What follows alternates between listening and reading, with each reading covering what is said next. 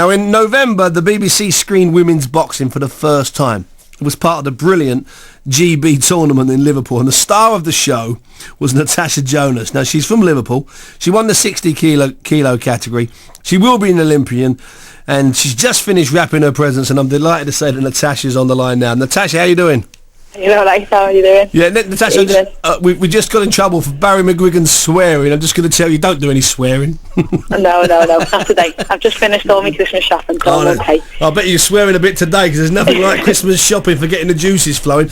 And Natasha, let me ask you this. Obviously, your highlight was beating Amanda Coulson, your old enemy, on TV, 11-10. Great last round when she came back here and you nicked it at the end. That must have been a joy and a vindication for you, getting that TV and that BBC exposure. It must have been brilliant.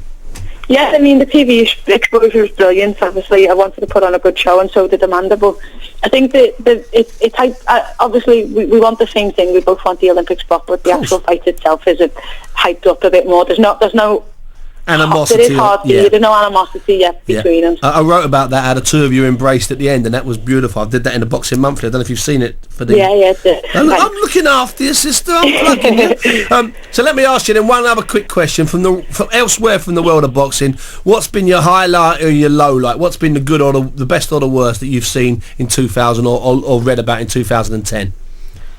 The best is probably... the best is probably the worst, David. Obviously winning against Audley, but Audley's performance was awful. You know what, Natasha? I'm with you on that, and I get such stick for that, saying it was both the best and the worst. And people online, I have to argue with everyone over that, because it was such an amazing event. And of course, Audley was dreadful, but it was still an amazing event. So yeah, and it was the match. People actually did think Audley could do it, and it was two British boxers.